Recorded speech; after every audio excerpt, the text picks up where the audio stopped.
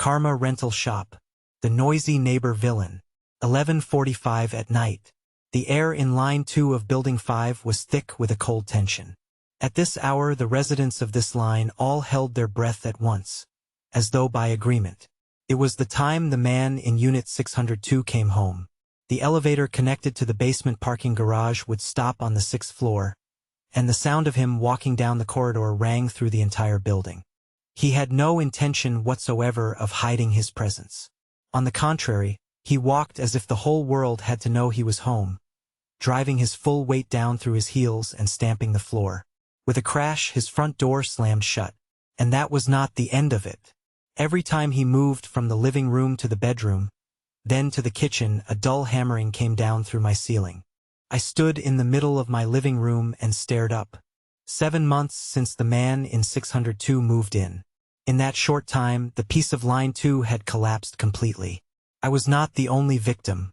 Old Mrs. Park, who lived alone in 503, was a patient recovering from heart valve surgery. The thudding she heard before dawn made her heart drop, and more than once she had to leave her bed for the emergency room. Even in the daytime, she said, the footsteps overhead made her heartbeat go ragged, and she would clutch my hand and choke back tears. The young man in 601 studying for the civil service exam had already packed up and left 2 months ago. The man's shouting and the scrape of dragged furniture came straight through the walls until his nerves gave out, and he said he could not close his eyes for even 10 minutes without sleeping pills. The day he left, dozens of empty energy drink bottles and sedative packets rolled around on the desk he had put out in the corridor. The young couple in 702 had it even worse. Their newborn, startled by the retaliatory noise of the man banging on his ceiling from below, went into convulsions night after night. When the baby began to cry, the man shouted louder and beat the wall with a hammer. Time and again the couple carried their child out of the apartment and spent the night in their car. The man in 602 laughed at all of this suffering.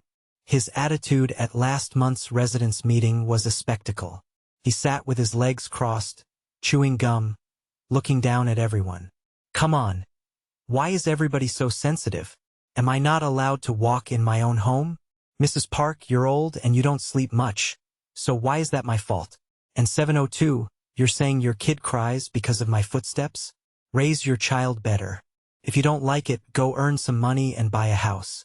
You people are the ones who need to learn apartment manners first. The man's arrogance fed on his neighbor's helplessness. The management office's warning announcements became a joke to him, and when the police came, they gave a caution and left, because there had been no direct physical assault. The noise he created was not simply sound. It was violence that trampled the dignity of others. I recorded all of it. My journal was packed with the times of his noise and the testimony of neighbors who were falling ill because of it. The day Mrs. Park in 503 crawled out into the corridor clutching her chest.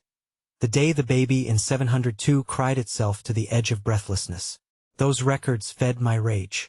Hives of unknown origin broke out on the backs of my hands from lack of sleep, and every night I glared at the ceiling and prayed for his ruin. It was a humid Thursday night, and I was walking down the corridor with my eyes bloodshot from sleeplessness. A man was standing in the dark corner beside the emergency stairwell. In a beige suit, holding a worn brown bag, he watched me with no expression at all. It was as if he had known I would pass this way and had been waiting.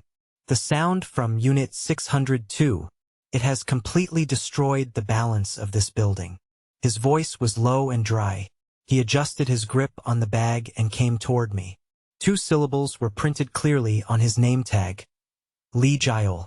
He looked like a typical salesman, but the air he gave off did not belong to this world. Good evening. I'm Lee Giol from the Karma rental shop. I've come to resolve all those screams written in your journal.